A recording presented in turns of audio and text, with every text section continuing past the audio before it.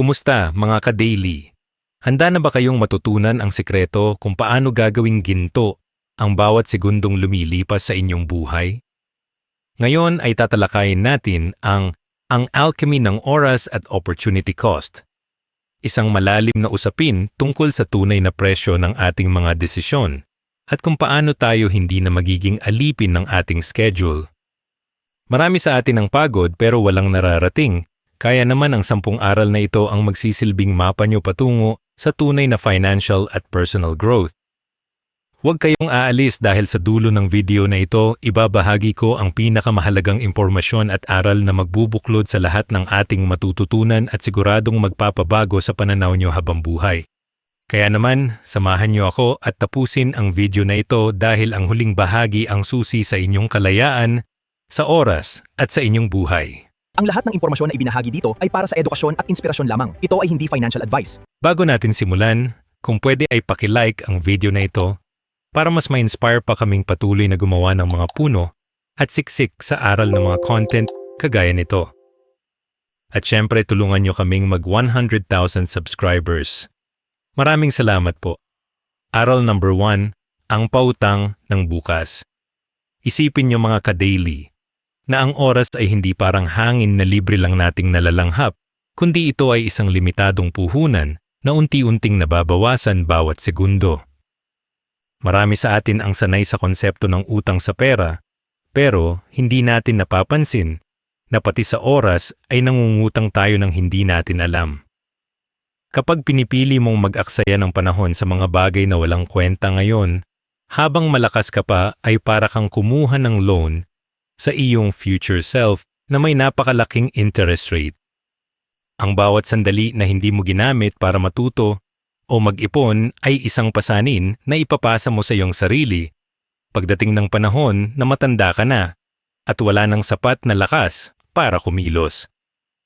Huwag mong hayaan na ang version mo sa hinaharap ang magbayad ng mga maling desisyon na ginagawa mo sa kasalukuyan dahil ang oras na lumipas ay hinding-hindi mo na mababayaran ng kahit anong halaga ng salapi sa mundo.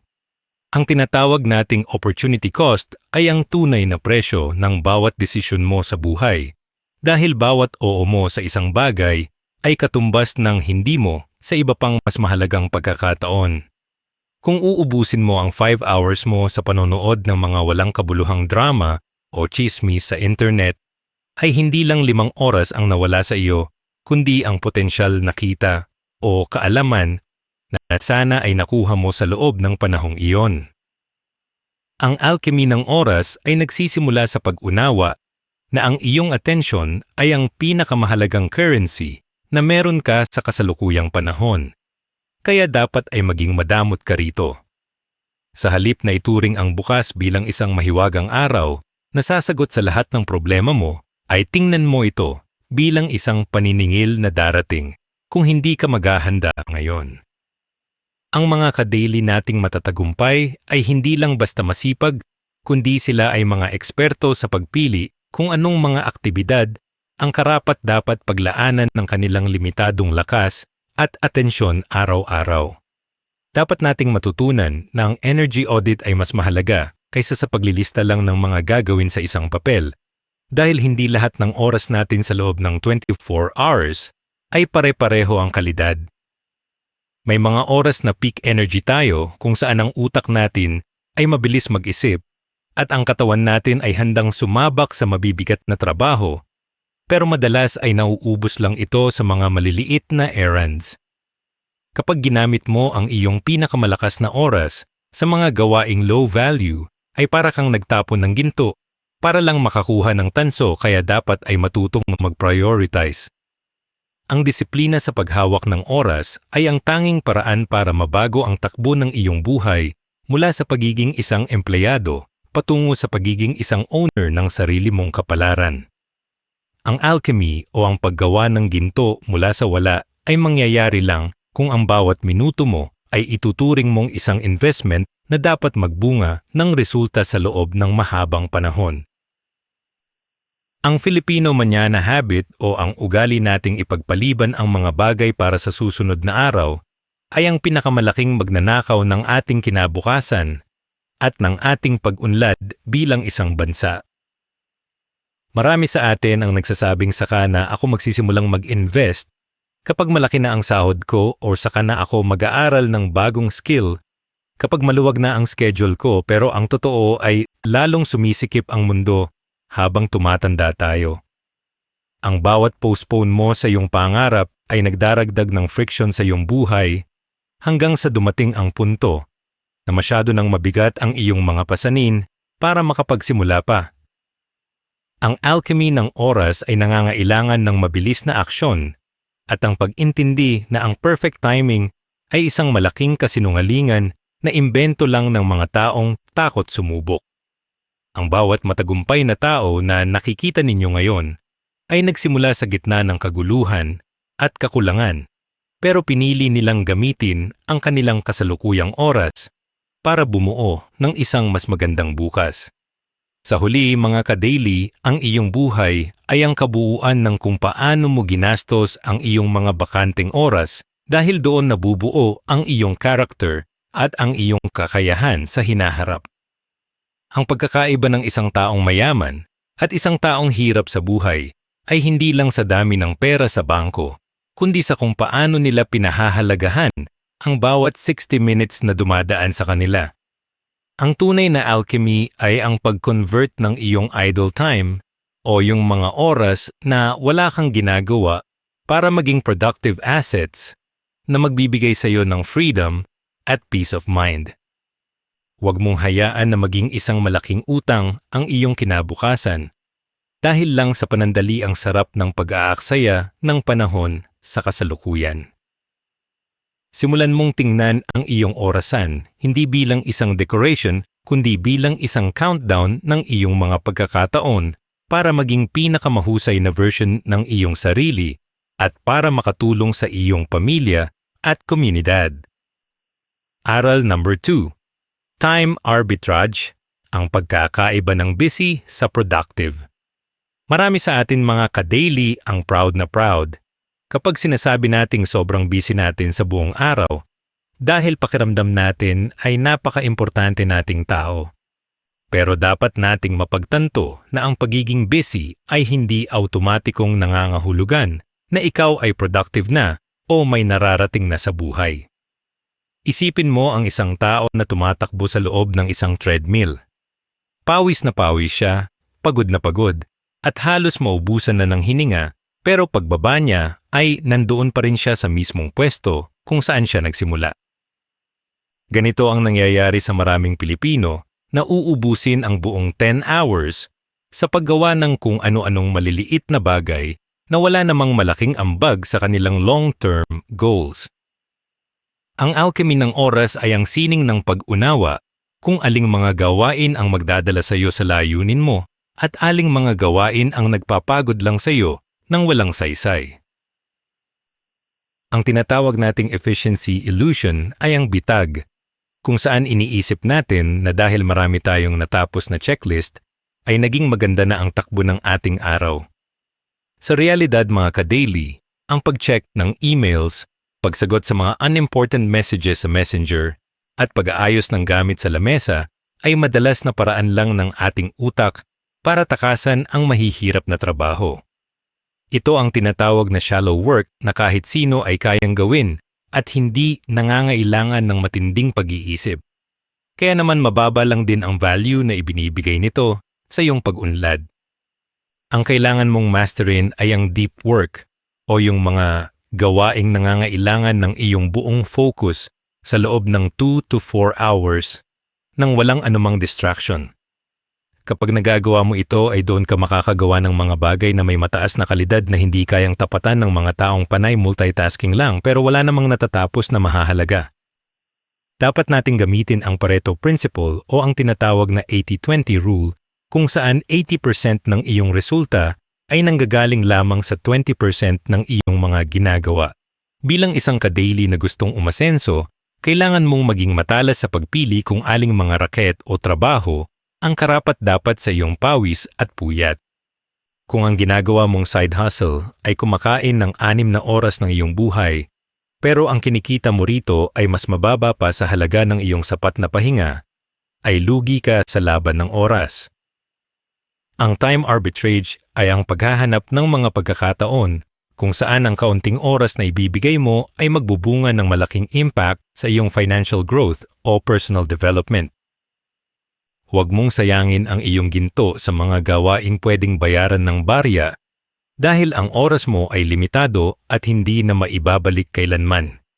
Isa pang malaking kalaban natin ay ang tinatawag na decision fatigue, kung saan ang ating utak ay napapagod sa paggawa ng napakaraming maliliit na desisyon sa simula pa lang ng ating araw.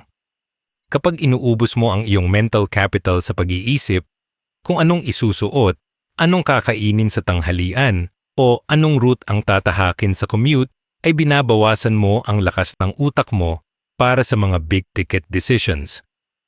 Ang mga matatagumpay na tao ay gumagamit ng batch processing kung saan ang mga magkakaparehong tasks ay pinagsasama-sama para hindi pabalik-balik ang focus ng kanilang isipan. Imbes na sumagot sa chat tuwing may magno-notify, ay mas magandang maglaan ng specific na 1 hour sa hapon para tapusin lahat ng usapan para hindi masira ang iyong momentum. Ang alchemy rito ay ang pagtitipid sa iyong mental energy para magamit mo ito sa pagbuo ng mga negosyo o pagpaplano ng iyong future investments. Sa huli mga ka-daily, ang pagkakaroon ng sistema ay mas mahalaga kaysa sa pagkakaroon lang ng sipag dahil ang sistema ang sisiguro na ang bawat patak ng iyong pawis ay may patutunguhan.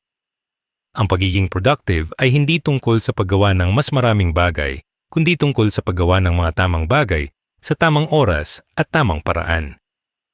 Huwag kang masanay sa kultura na kailangang laging pagod para masabing nagtatrabaho ka ng maigi dahil ang tunay na diskarte ay ang paggawa ng mas malaking resulta sa mas kaunting oras. Kapag natutunan mong i-manage ang iyong attention at hindi lang ang iyong orasan, ay magugulat ka na lang na mas marami ka nang nagagawa habang may oras ka pa para sa iyong pamilya at sarili. Ang oras mo ay ang iyong pinakamahalagang asset, kaya protektahan mo ito mula sa mga distractions at gamitin mo ito para bumuo ng legacy na ipagmamalaki ng mga susunod na henerasyon. Aral number 3. Ang currency ng attention. Sa mundo natin ngayon mga ka-daily, kailangan nating tanggapin ang katotohanan na hindi na lang pera ang sukatan ng kayamanan kundi ang iyong atensyon. Ang bawat social media app, video at notification na lumalabas sa phone mo ay dinisenyo ng mga pinakamatalinong tao sa mundo para lang makuha ang iyong titig at oras. Kapag hinahayaan mo ang iyong sarili na magsiscroll ng walang katapusan sa mga Reels o TikTok, ay unti-unti mong ibinibigay ang iyong gold sa mga kumpanyang ito nang walang kapalit na kahit ano.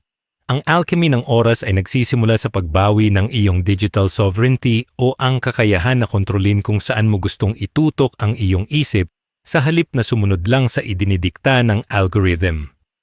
Isipin mo na ang bawat 60 seconds na itinititig mo sa screen para sa mga walang kabuluhang bagay ay perang nawawala sa iyong bulsa dahil ninanakaw nito ang iyong focus na dapat ay pambuo ng iyong pangarap. Ang konsepto ng attention residue ay isa sa mga pinakamalaking hadlang kung bakit hindi tayo makaasenso sa ating mga ginagawa araw-araw. Kapag nagtatrabaho ka at bigla mong chinek ang phone mo ng kahit 5 seconds lang para tingnan ang isang notification, ay hindi ka agad makakabalik sa dati mong bilis ng pag-iisip. Ayon sa mga research, inaabot ng mahigit 20 minutes bago muling makuha ng iyong utak ang buong concentration na nawala dahil sa isang saglit na distraction na iyon. Kaya naman kahit feeling mo ay mabilis ka lang tumingin, ay ang totoo ay binabagal mo ang iyong buong productivity sa buong araw nang hindi mo namamalayan.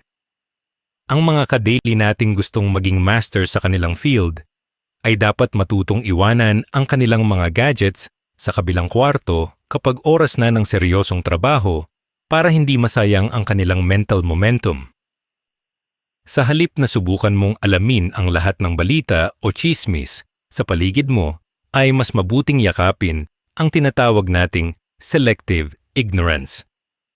Hindi mo kailangang malaman kung sino ang nag-away na artista o kung ano ang trending na drama sa kabilang kalsada dahil wala naman itong maitutulong sa pagpapalaki ng iyong ipon o pag-unlad ng iyong career. Ang ating utak ay may limitadong bandwidth lang bawat araw, at kung pupunuin mo ito ng mga junk information, ay wala nang matitirang space para sa mga creative ideas at strategic planning.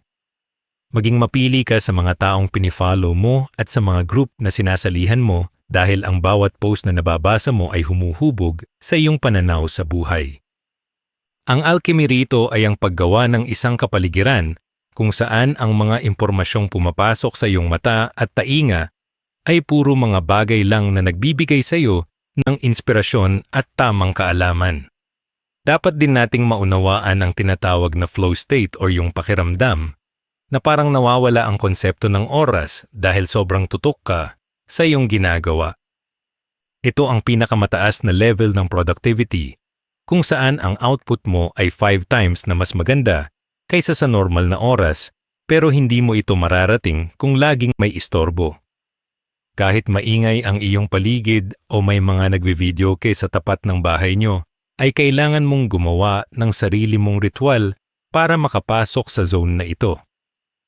Maaring gumamit ka ng noise-canceling headphones o magising ng mas maaga kaysa sa lahat para makuha ang katahimikan na kailangan mo sa iyong deep work.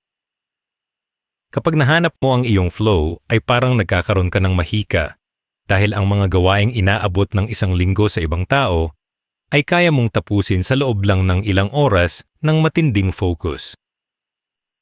Sa huli mga ka-daily, tandaan nyo na kung saan nakatutok ang iyong atensyon ay doon din dadaloy ang iyong enerhiya at doon din susunod ang iyong tagumpay.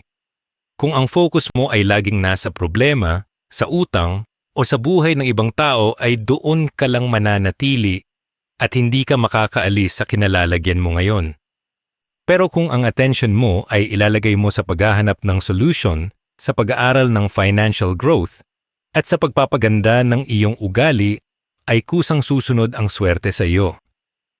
Ang oras mo ay ginto pero ang atensyon mo ang siyang tool para mahulma ang gintong iyon sa anumang hugis na gusto mo sa iyong buhay. Protektahan mo ang iyong isipan mula sa ingay ng mundo dahil sa loob ng katahimikan at focus mo matatagpuan ang mga sagot na matagal mo nang hinahanap para sa iyong kinabukasan. Aral number 4. Sunk cost fallacy. Ang sining ng pagbitaw. Marami sa atin mga ka-daily ang nakakulong sa mga sitwasyon na hindi na tayo masaya. Dahil lang sa nararamdaman nating sayang ang lahat ng oras at hirap na naibuhos natin noon. Ito ang tinatawag na sunk cost fallacy kung saan patuloy tayong nagbabayad ng ating kasalukuyang oras para sa mga pagkakamali o desisyon na ginawa natin sa nakaraan. Halimbawa na lang ay ang pananatili sa isang trabaho na wala namang growth o sa isang negosyo na laging nalulugi dahil lang iniisip mo na 5 years ka na dyan, kaya hindi mo na maiwan. Ang totoo mga ka-daily ay hindi mo na mababawi ang lumipas na panahon pero kaya mong iligtas ang iyong kinabukasan sa pamamagitan ng pagbitaw sa mga bagay na hindi na nagsisilbi sa iyong layunin. Ang alchemy ng oras ay nangangailangan ng tapang na tanggapin na ang nagastos na energy ay gone na at ang tanging mahalaga ay kung paano mo gagamitin ang natitira mong sandali.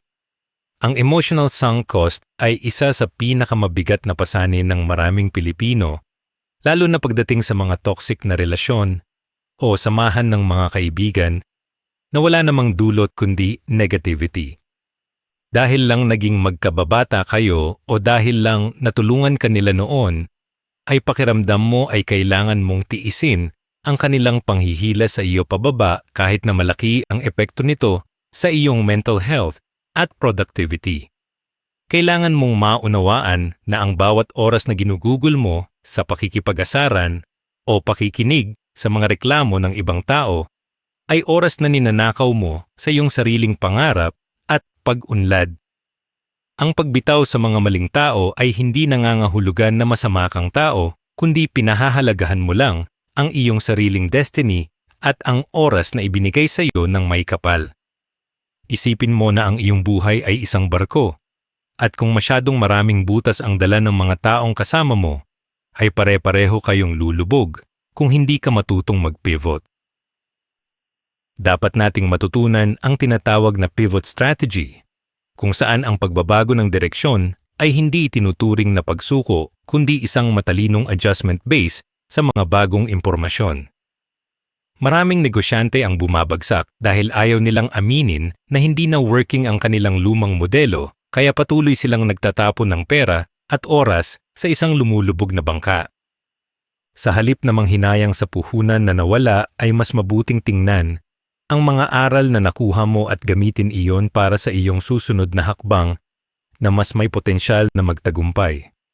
Ang alchemy rito ay ang kakayahang mag-transform ng isang failure para maging fuel ng iyong susunod na malaking tagumpay sa pamamagitan ng pagiging flexible at realistic sa iyong sitwasyon. Huwag mong hayaan na ang pride mo ang magdikta sa iyong oras dahil ang pride ay walang halaga kumpara sa kalayaang makapagsimula muli ng may mas malalim na karunungan. Ang pagsasabi ng no ay isa sa pinakamabisang wealth tool na maaari mong gamitin bawat araw dahil pinoprotektahan nito ang iyong pinakamahalagang asset mula sa mga panlabas na istorbo. Maraming ka-daily natin ang hirap tumanggi sa mga aya ng inuman, gala o kahit anong pakiusap ng iba dahil ayaw nating mapahiya o masabihang mayabang. Pero ang bawat yes mo sa isang bagay na hindi naman talaga mahalaga sa iyo ay isang automatic na no sa iyong pag-aaral, sa iyong pahinga o sa oras mo kasama ang iyong pamilya. Kailangan mong magkaroon ng inventory of regrets kung saan tinitingnan mo ang mga nakaraang pagkakataon na sana ay tinanggihan mo para hindi ka na muling magkamali sa kasalukuyan. Ang pagiging madamot sa iyong oras para sa mga tamang dahilan ay ang pundasyon ng isang taong may direksyon at may malinaw na vision para sa kanyang financial at personal growth. Sa huli mga ka-daily, tandaan nyo na mas mahal ang maghintay ng tinatawag nating perfect timing kaysa sa magsimula ngayon at magkamali ng maaga para agad ding makabawi. Ang cost of waiting ay ang pinakamataas na tax na binabayaran ng mga taong takot sumubok dahil habang naghihintay ka ay tumatanda ka at nababawasan ang iyong energy capital. Ang alchemy ng oras ay tungkol sa paggawa ng desisyon base sa kung nasaan ka patungo at hindi base sa kung gaano nakarami ang nawala sa iyo sa nakaraan. Pakawalan mo na ang mga bagahe na nagpapabagal sa iyong pag-akyat at mag-focus ka sa bawat hakbang na maglalapit sa iyo sa buhay na gusto mong marating. Ang iyong oras ay parang tubig na dumadaloy at ang tanging paraan para hindi ito masayang ay ang pagtayo at pagbuo ng sarili mong dam na mag-iipon ng iyong tagumpay at kasaganaan. Aral number 5, Biological Time Management. Sa paghahanap natin ng alchemy sa ating buhay mga ka-daily, kailangan nating tanggapin na hindi tayo mga makina o robot na pwedeng gumana ng pare-pareho ang bilis sa loob ng 24 hours. Ang ating katawan ang nagsisilbing machine na nagpoproseso ng lahat ng ating pangarap at kung hindi mo alam kung paano ito i-maintain ay mabilis itong mag-overheat at masisira ang iyong momentum. Meron tayong tinatawag na circadian rhythm o yung internal clock ng ating katawan na nagdidikta kung kailan tayo pinakamatalas at kung kailan tayo dapat magpahinga. Kung ikaw ay isang early bird pero pinipilit mong magtrabaho ng madaling araw o kung ikaw ay isang night owl pero pilit kang gumigising ng alas 4 ng umaga, ay nilalabanan mo ang iyong kalikasan. Ang tunay na diskarte ay ang pag-alam kung kailan ang iyong peak hours at doon mo itapat ang iyong mga deep work o yung mga gawaing nangangailangan ng matinding brain power para hindi ka nagsasayang ng oras sa pagpilit sa sarili mong gumana habang pagod ang utak mo. Marami sa ating mga Pinoy ang sanay sa kultura ng puyatan dahil iniisip natin na ito ang basehan ng pagiging masipag pero ang totoo ay isa itong form ng sabotage sa iyong productivity. Ang pagtulog ay hindi isang luho kundi ito ay isang investment sa iyong susunod na araw dahil dito nagaganap ang recovery ng iyong brain cells para bukas ay handa ka uling lumaban. Kapag kulang ka sa tulog, ay nagkakaroon ka ng tinatawag na brain fog, kung saan kahit ang pinakasimpleng desisyon ay nagiging mahirap At ang trabahong kaya mong tapusin ng 1 hour ay umaabot ng 3 hours dahil hindi ka makapag-focus. Gamitin mo ang power nap alchemy o yung mabilis na 20-minute rest sa gitna ng hapon para i-reset ang iyong system at magkaroon ng panibagong bugso ng energy na parang nagsimula ka ulit sa umaga. Huwag mong ipagpalit ang iyong kalusugan sa panandaliang hustle dahil ang alchemy ng oras ay mabisa lamang kung ang iyong katawan ay may sapat na lakas para isakatuparan ang iyong mga plano. Ang pagkain mo rin mga ka-daily ay may direktang epekto sa kung gaano kabilis tumakbo ang iyong oras dahil ang asukal at sobrang kanin ay nagiging sanhi ng matinding antok o energy crash. Napapansin niyo ba na pagkatapos ng isang mabigat na lunch ay parang gusto mo na lang matulog at wala ka ng gana sa trabaho? Iyan ay dahil ang energy ng katawan mo ay napupunta sa pagtunaw ng pagkain sa halip na sa pag-iisip ng mga solusyon sa iyong negosyo o trabaho. Subukan mong mag-shift sa mga pagkaing nagbibigay ng sustained energy o yung hindi biglang nagpapataas ng iyong blood sugar para manatiling gising ang iyong diwa sa mahabang oras. Isipin mo na ang bawat sinusubo mo ay fuel para sa iyong alchemy at kung madumi o hindi tama ang fuel na inilalagay mo ay tiyak na titirik ang iyong makina sa gitna ng daan. Ang matagumpay na ka-daily ay disiplinado hindi lang sa trabaho kundi pati na rin sa loob ng kusina dahil alam niyang ang productivity ay nagsisimula sa tamang nutrisyon. Huwag mong kalilimutan na ang physical movement ay isa ring mahalagang sangkap para maging matalas ang iyong pag-iisip at mapabilis ang pagdaloy ng mga creative ideas. Kapag naramdaman mong parang stuck ka na sa isang problema o wala ka nang maisip na bagong concept, ay tumayo ka muna at maglakad-lakad kahit sa loob lang ng bahay o opisina. Ang simpleng paggalaw ng katawan ay nagpapataas ng blood flow sa iyong utak at naglalabas ng mga hormones na nakakatulong para makita mo ang mga bagay sa ibang perspektibo. Maraming million-dollar ideas ang nabubuo hindi habang nakatitig sa computer screen, kundi habang naglalakad, naliligo, o simpleng nag-i-stretching dahil dito nagkakaroon ng space ang iyong isipan na huminga. Ang alchemy rito ay ang paggamit ng iyong pisikal na lakas para suportahan ang iyong mental na kapasidad nang sa gayon ay hindi ka lang basta nagtatrabaho, kundi nagtatrabaho ka ng may katalinuhan at tamang timpla ng energy. Sa huli mga ka-daily, ang iyong biology ay ang pundasyon ng lahat ng iyong pangarap, kaya huwag mo itong ituring na balakid, kundi ituring mo itong iyong pinakamahalagang partner.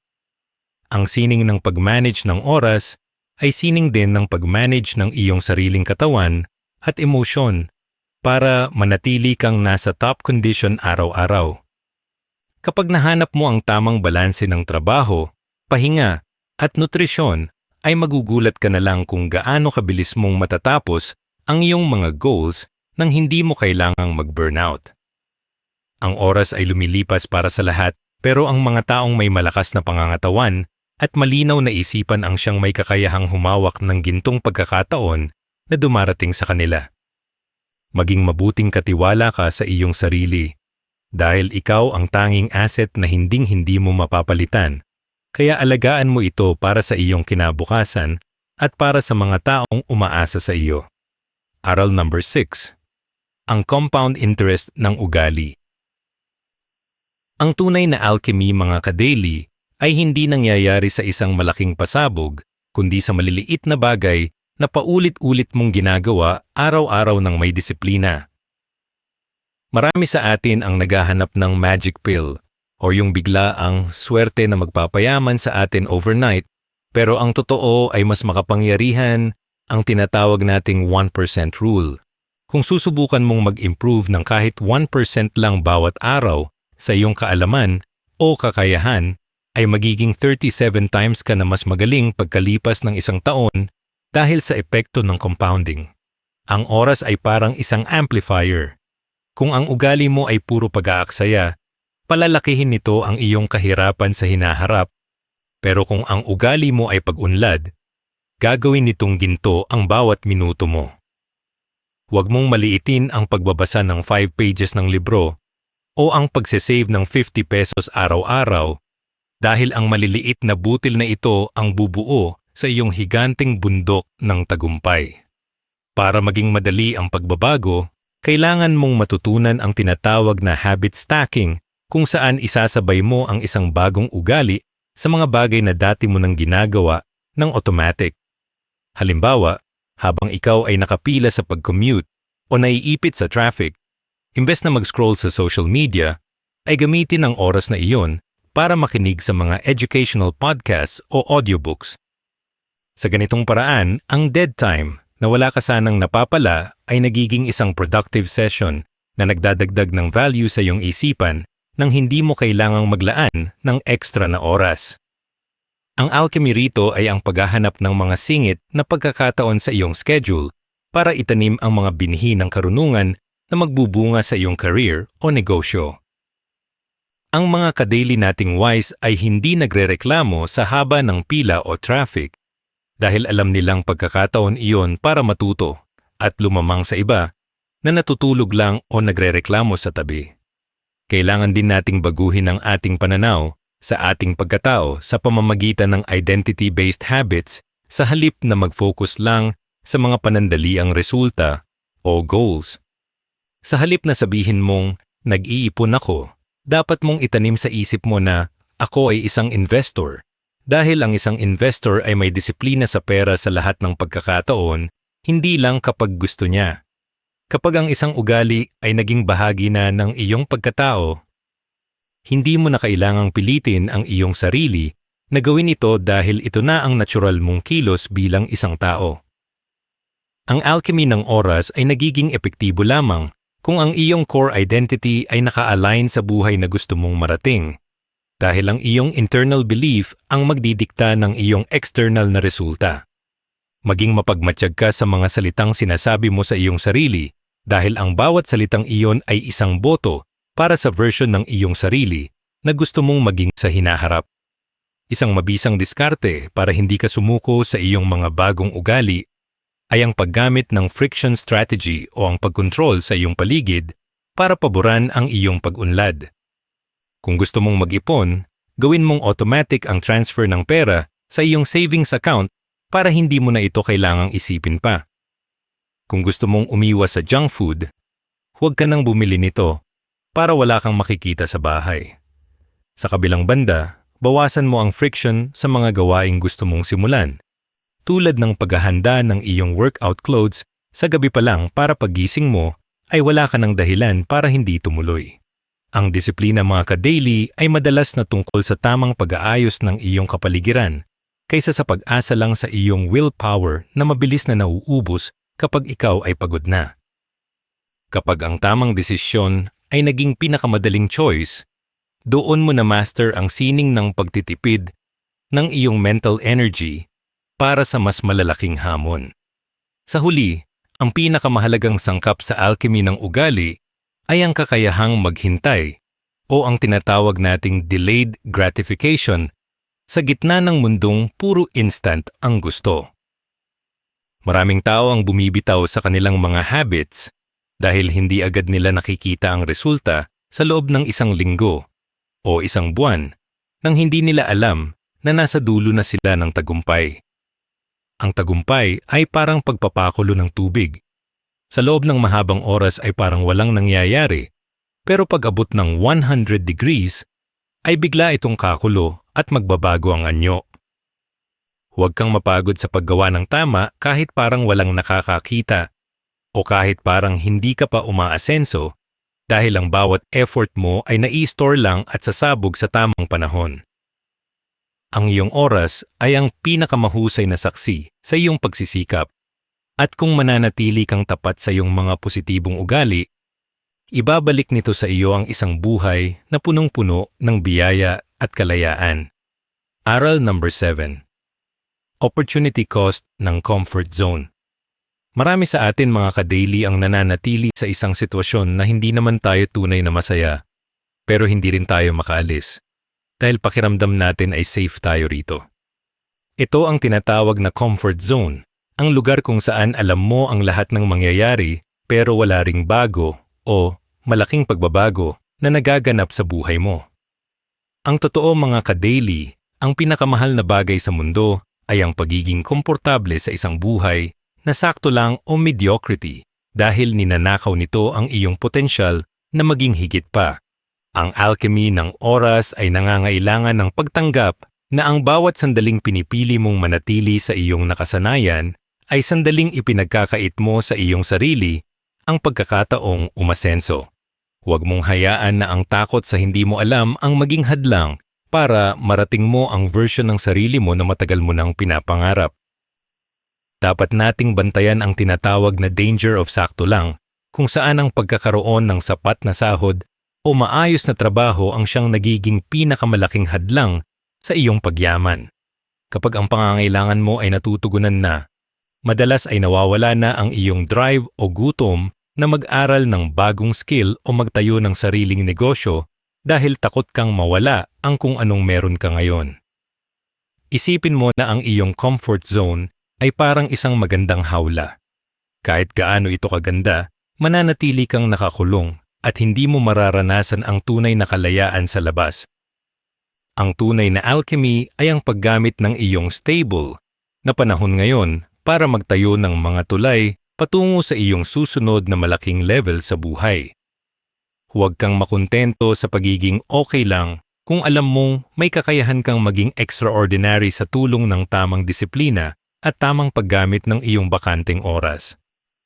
Kailangan mong matutunan ang sining ng calculated risk-taking kung saan ang bawat hakbang mo palabas ng iyong comfort zone ay pinag-isipan at may kaukulang plano.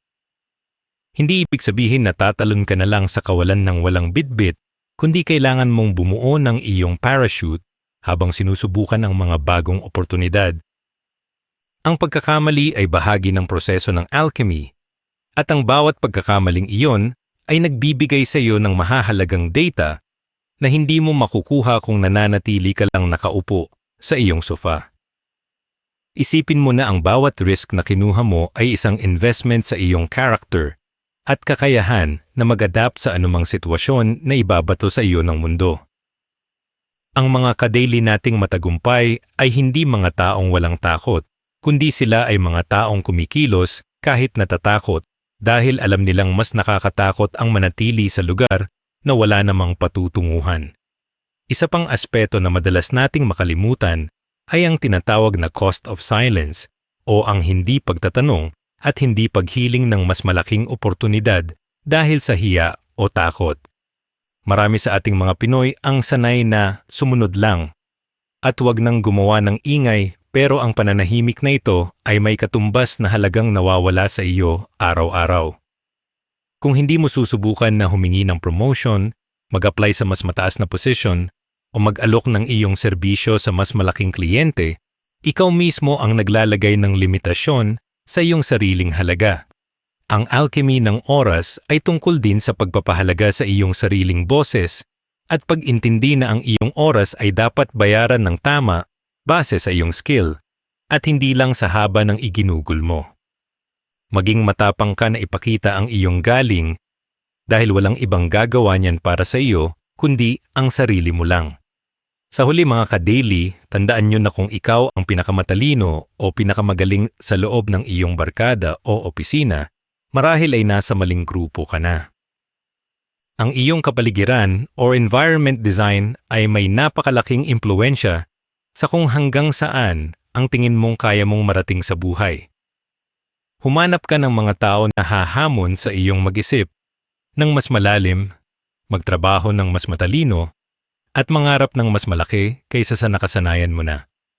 Ang alchemy ng oras ay nagiging mas mabilis at mas epektibo kapag napapaligiran ka ng mga taong pareho mo ring gustong mag-transform ng kanilang buhay mula sa tanso patungo sa ginto. Huwag kang matakot na iwanan ang iyong lumang version para yakapin ang bago dahil sa bawat pagbitaw mo sa iyong comfort zone ay doon mo matatagpuan ang tunay na kayamanan na nakatago sa loob mo. Aral number 8. Time leverage, paggamit ng oras ng iba. Sa paglalakbay natin sa mundo ng alchemy mga ka-daily, kailangan nating tanggapin ang katotohanan na lahat tayo ay binigyan lang ng 24 hours bawat araw at kahit gaano ka pa kasipag ay may hangganan ang kaya mong gawin mag-isa. Ang pinakamalaking sikreto ng mga mayayaman at matatagumpay na tao ay hindi ang pagtatrabaho ng mas matagal kundi ang paggamit ng tinatawag na time leverage o ang pagbili ng oras ng ibang tao. Habang ang karamihan sa atin ay abala sa pagbebenta ng ating oras para sa pera, ang mga wise na ka-daily ay ginagawa ang kabaligtaran. Ginagamit nila ang kanilang pera para mabawi ang kanilang oras. Ang alchemy rito ay ang pag-unawa na kapag nagbabayad ka ng ibang tao para gawin ang mga basic na tasks, hindi ka nagtatapon ng pera kundi bumibili ka ng kalayaan para makapag-focus sa mga bagay na ikaw lang ang makakagawa. Kailangan nating matutunan kung kailan dapat mag-outsource ng ating mga gawain, lalo na yung mga low-value tasks na kumakain ng ating oras pero hindi naman nakakatulong sa ating paglago. Halimbawa, kung ikaw ay isang entrepreneur na kumikita ng 500 pesos bawat oras, pero nauubos ang 3 oras mo sa paglalaba o paglilinis ng bahay, mas matalino na kumuha ng tulong sa iba. Sa halip na ikaw ang gumawa ng lahat, ang oras na matitipid mo ay pwede mong gamitin para makakuha ng bagong kliyente o makabuo ng bagong business strategy na mas malaki ang balik sa iyo. Ang mga ka-daily nating asenso na ay hindi takot mag-delegate dahil alam nilang ang tunay na yaman ay nasusukat sa kung gaano karaming free time ang meron ka para sa iyong pamilya at sarili. Ang oras na binibili mo ay isang investment na nagbibigay sa iyo ng pagkakataon na maging mas creative at mas strategic sa iyong mga desisyon. Dapat din nating maunawaan ang pagkakaiba ng goals at systems dahil ang mga goals ay para lang sa mga taong umaasa sa swerte habang ang systems ay para sa mga taong gustong mag-automate ng kanilang tagumpay. Ang alchemy ng oras ay nagiging epektibo kapag nakakabuo ka ng mga automated process kung saan ang iyong negosyo o trabaho ay tumatakbo kahit wala ka sa harap ng computer. Isipin mo na ang bawat system na nabubuo mo ay parang isang kawal na nagtatrabaho para sa iyo 24/7 nang hindi napapagod o nagrereklamo. Sa halip na manumanong gawin ang lahat, humanap ka ng mga tools, apps, or software na kayang gumawa ng repetitive tasks para sa iyo ng mabilis at walang mali. Ang layunin mo ay hindi lang magkaroon ng income kundi magkaroon ng asset na kayang mag-generate ng pera habang ikaw ay natutulog o nagpapahinga. Ang scalability ay isa pang mahalagang konsepto sa time leverage kung saan gumagawa ka ng isang bagay nang minsan lang pero paulit-ulit mo itong napapakinabangan sa loob ng mahabang panahon. Halimbawa, ang paggawa ng isang video, pagsusulat ng isang ebook, o pagbuo ng isang online course ay nangangailangan ng matinding focus sa simula pero ang return nito ay habang buhay. Ito ang tinatawag na one-to-many approach, kung saan ang iyong effort ay hindi na nakadepende sa kung ilang oras ang iginugol mo, kundi sa kung gaano karaming tao ang natutulungan ng iyong gawa. Ang alchemy rito ay ang pag-multiply ng iyong sarili sa pamamagitan ng digital assets para hindi ka habang buhay na nakatali sa iyong desk para lang kumita ng pangkabuhayan. Ang bawat content na ginagawa mo para sa iyong channel ay isang digital worker na naghahanap ng opportunities para sa iyo sa buong mundo. Sa huli mga ka-daily, ang tunay na kapangyarihan ay nasa pakikipagtulungan o ang tinatawag nating collaborative wealth sa halip na subukang maging bida sa lahat ng pagkakataon. Humanap ka ng mga partner or team na may skills na wala ka para mas mapabilis ang pag-abot sa inyong mga pangarap nang hindi ka na-overwhelm sa dami ng trabaho. Ang pagtitiwala sa kakayahan ng iba ay isang form ng maturity dahil tinatanggap mo na mas malayo ang mararating nyo kung kayo ay magsasama-sama kaysa sa mag-isa ka lang na lumalaban. Ang alchemy ng oras ay nagiging isang magandang symphony. Kapag ang bawat tao sa paligid mo ay gumagalaw sa kanilang zone of genius, habang ikaw ang nagsisilbing konduktor ng iyong sariling tadhana. Tandaan mo na ang pinakamayamang tao sa mundo ay hindi ang may pinakamaraming trabaho, kundi ang may pinakamaraming tao na tumutulong sa kanya para isakatuparan ang kanyang vision. Aral number 9. Legacy, time pagbuo ng higit pa sa sarili. Ang huling yugto ng alchemy ng oras mga ka-daily ay ang pag-unawa na ang bawat segundo natin ay hindi lang para sa ating sariling kapakanan, kundi para sa isang bagay na mananatili kahit wala na tayo sa mundong ito. Marami sa atin ang nakatutok lang sa kung ano ang kakainin bukas o kung paano mababayaran ang bills sa susunod na buwan, pero ang tunay na diskarte ay ang pagkakaroon ng tinatawag na 100-year vision. Isipin mo na ang bawat desisyon mo ngayon ay parang pagtatanim ng isang puno na maaring hindi mo na mapakinabangan ang lilim, pero ang iyong mga anak at apo ang siyang magtatamasa ng bunga nito. Ang alchemy rito ay ang pag-transform ng iyong pansamantalang lakas para maging isang permanenteng pundasyon na magbibigay ng direksyon sa mga susunod na henerasyon ng iyong pamilya. Huwag mong limitahan ang iyong pangarap sa loob lang ng iyong sariling buhay, dahil ang tunay na yaman ay ang impluensyang maiiwan mo sa puso at isipan ng ibang tao. Ang mentorship o ang pagtuturo sa iba ay isa sa mga pinakamabisang paraan ng time travel dahil sa pamamagitan nito ay naipapasa mo ang iyong mga aral nang hindi na nila kailangang dumaan sa parehong hirap. Kapag nagbabahagi ka ng kaalaman sa iyong mga kasama o sa mga mas bata sa iyo, para mong pinararami ang iyong sarili at pinahahaba ang iyong oras sa mundo sa pamamagitan ng kanilang mga kilos. Ang bawat tip o payo na ibinibigay mo ay isang investment na magbubunga ng tagumpay sa buhay ng iba at ang tagumpay na iyon ay bahagi na rin ng iyong sariling legacy bilang isang ka-daily. Sa halip na maging madamot sa mga sikreto ng iyong asenso, maging bukas ka sa pag-alalay sa iba dahil ang alchemy ng oras ay nagiging mas makapangyarihan kapag ito ay ibinabahagi. Ang isang tunay na leader ay hindi gumagawa ng mga tagasunod, kundi bumubuo ng mga bagong leader na magpapatuloy ng nasimulan niyang magandang layunin.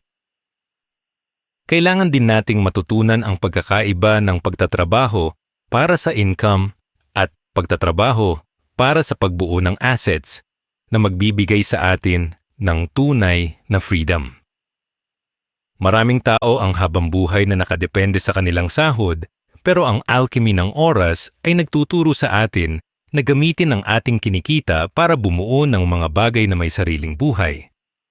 Maaring ito ay isang negosyo, isang investment fund, o kahit isang digital channel na patuloy na nagbibigay ng inspirasyon sa libu-libong tao kahit natutulog ka na. Ang layunin mo ay makarating sa punto na hindi mo na kailangang ipagpalit ang iyong oras para sa barya dahil ang iyong mga assets na ang gumagawa ng trabaho para sa iyo.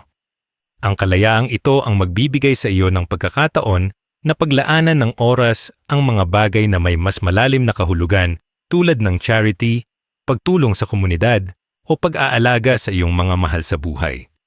Dapat nating yakapin ang mindset ng contribution over consumption, kung saan mas pinipili nating maging creator ng mga bagay na may value sa halip na maging taga-ubos lang ng gawa ng iba. Sa bawat oras na ginugugol mo sa paggawa ng content, pagbuo ng produkto, o pagtulong sa kapwa, ay naglalagay ka ng isang marka sa kasaysayan na hindi kayang burahin ng panahon. Ang mundo ay puno ng mga consumer na walang ibang ginawa kundi mag-scroll at manood, pero ang mga taong gumagawa ng kasaysayan ay yung mga matatapang na naglalabas ng kanilang sariling galing. Ang alchemy ng oras ay ang proseso ng pagpili na mag-iwan ng isang bakas na magsisilbing gabay para sa mga taong nawawala sa dilim. Maging aktibo ka sa pagbuo ng iyong sariling brand at reputation dahil ito ang tanging bagay na hindi mananakaw sa iyo at magsisilbing pasaporte mo sa mga susunod pang antas ng iyong buhay. Sa huli mga ka-daily, gamitin mo ang tinatawag na deathbed perspective para malaman kung ano ba talaga ang mga bagay na mahalaga sa iyong paglalakbay. Isipin mo ang iyong huling araw at tanungin ang sarili mo, ano ang mga bagay na sana ay ginawa ko noong may lakas at oras pa ako? Madalas ay hindi naman ang pera ang ating pinanghihinayangan, kundi ang mga pagkakataong hindi natin kinuha at ang mga taong hindi natin natulungan o nayakap ng sapat. Ang alchemy ng oras ay ang sining ng pamumuhay ng walang pagsisisi sa pamamagitan ng paggawa ng mga desisyon na naka-align sa iyong pinakamalalim na values. Ang bawat araw mo ay isang blankong papel na binibigyan ka ng pagkakataon na magsulat ng isang kwentong bibigyang pugay ng iyong pamilya at ng buong mundo. Gawin mong makabuluhan ang bawat minuto dahil ang iyong oras ay hindi lang basta lumilipas, ito ay ang iyong pagkakataon na maging immortal sa pamamagitan ng iyong mga nagawa. Aral number 10. Ang mindset of abundance sa oras. Sa huling aral natin mga ka-daily, kailangan nating basagin ang maling paniniwala na ang oras ay isang bagay na laging kinukulang o laging nauubos sa atin. Marami sa atin ang nabubuhay sa tinatawag na scarcity mindset, kung saan lagi nating sinasabing wala akong oras or hindi ko na kaya dahil huli na ang lahat. Ang totoo, ang oras ay parang tubig na sumusunod sa hugis ng sisidlan na ibinibigay mo rito at kung ang tingin mo ay kulang ito, talagang magkukulang ito. Ang alchemy ng oras ay nagsisimula sa pagpapalit ng salitang, "Wala akong oras" sa "Hindi ko ito priority" dahil dito mo makikita ang katotohanan ng iyong mga desisyon. Kapag sinabi mong wala kang oras para mag-exercise o mag-aral ng bagong business skill pero may oras ka para sa social media, pinipili mo lang kung saan mo itatapon ang iyong ginto. Kailangan nating matutunan ang tinatawag na joy of missing out o JOMO. Sa gitna ng mundong laging gustong kasali sa lahat ng uso at kaganapan. Ang alchemy rito ay ang kaligayahan na mararamdaman mo kapag pinili mong huwag sumama sa isang gala o inuman para lang matapos ang iyong goal o para makapagpahinga ng maayos. Hindi ka nawawalan kapag tumatanggi ka sa mga bagay na hindi naman nakakatulong sa iyong long-term vision. Sa halip, mas nagkakaroon ka ng space para sa mga tunay na mahahalagang oportunidad. Ang mga ka-daily nating asenso ay may sapat na disiplina para talikuran ang panandaliang saya kapalit ng pangmatagalang kalayaan na dulot ng kanilang pagsisikap. Huwag kang matakot na mapag-iwanan ng trend dahil ang tunay na trend na dapat mong habulin ay ang pag-unlad ng iyong sariling buhay at ang katahimikan ng iyong isipan. Ang pagkakaroon ng isang malinaw na North Star o yung iyong main purpose ang magsisilbing magnet na hihila sa lahat ng iyong oras patungo sa tamang direksyon. Kapag alam mo kung bakit ka bumabangon sa umaga, ang bawat segundo mo ay nagkakaroon ng bigat at kabuluhan na hindi matatawaran ng kahit anong distraction. Ang alchemy ng oras ay nagaganap kapag ang bawat kilos mo, mula sa pagtatrabaho hanggang sa paglalaro kasama ang iyong mga anak, ay may kasamang intention o malalim na dahilan. Hindi ka na lang basta nabubuhay para lumipas ang araw, kundi nabubuhay ka para tuparin ang isang misyon na ikaw lang ang nakakaalam at nakakaramdam. Ang taong may malinaw na layunin ay hindi kailanman nagrereklamo na mabilis ang takbo ng mundo, dahil alam niyang bawat hakbang niya ay may patutunguhan at hindi nasasayang. Dapat din nating maunawaan na ang tunay na sukatan ng yaman ay hindi ang dami ng zero sa iyong bank account, kundi ang dami ng oras na hawak mo sa sarili mong mga kamay. Maaaring money rich ang isang tao pero kung wala naman siyang oras para matulog, kumain ng maayos o makasama ang pamilya niya, siya ay itinuturing pa ring mahirap sa usapin ng buhay. Ang layunin ng ating alchemy ay maging time rich, kung saan ikaw ang boss ng iyong schedule at hindi ka sunod-sunuran sa dikta ng ibang tao o ng iyong mga bayarin.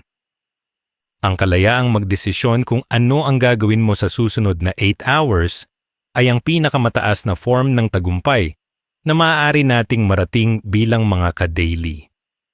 Ang oras ay ang tanging asset na kapag nawala ay hindi mo na mabibili pabalik, kaya gamitin mo ito para bumuo ng buhay na hindi mo kailangang takasan kapag weekend na. Sa huling bahagi ng ating paglalakbay, mga ka-daily, gamitin mo ang pasasalamat o gratitude bilang isang tool para pahabain ang iyong nararamdamang oras sa bawat sandali. Kapag ikaw ay nagpapasalamat sa kung anong meron ka, nawawala ang pagmamadali at ang pressure na dulot ng pagkukumpara sa buhay ng ibang tao sa internet. Ang alchemy ng oras ay nagiging perpekto kapag natuto tayong maging present sa kasalukuyan habang bumubuo ng ating magandang kinabukasan sa ilalim ng tamang disiplina. Tandaan nyo na ang bawat 60 seconds na lumilipas ay isang pagkakataon para magbago, para bumangon at para maging ginto ang tanso ng inyong kahapon. Maraming salamat sa pakikinig sa seryeng ito at laging itanim sa isip na ang iyong oras ay ang iyong buhay, kaya huwag mo itong ipagpalit sa kahit anong mas mababa sa iyong tunay na halaga. Bilang pagtatapos, mga ka-daily, tandaan ninyo na ang alchemy ng oras ay hindi lamang tungkol sa pagpapayaman, kundi tungkol sa pagbawi ng kontrol sa inyong sariling buhay. Ang bawat sandaling lumilipas ay isang puhunan na hindi na kailanman maibabalik, kaya't napakahalaga na maging matalino tayo sa ating mga priority at sa bawat opportunity cost na ating hinaharap. Huwag hayaang kainin ng sistema ang inyong atensyon at lakas sa mga bagay na wala namang ambag sa inyong pangarap at sa kinabukasan ng inyong pamilya. Ang pinakaimportanting aral na dapat ninyong baunin ay ito. Ang inyong halaga ay hindi nasusukat sa kung gaano kayo ka-busy, kundi sa kung gaano kalalim ang kabuluhan ng inyong bawat kilos. Gamitin ang 10 aral na ating tinalakay para unti-unting buuin ang inyong legacy at makamit ang tunay na kalayaan sa oras. Kung nagustuhan ninyo ang videong ito, huwag kalimutang i-like at i-share. I-comment sa baba ang gustong aral na natutunan ninyo para makatulong din sa iba. At para sa mas marami pang ganitong content, mag-subscribe na sa ating YouTube channel ang The Filipino Daily. Maraming salamat.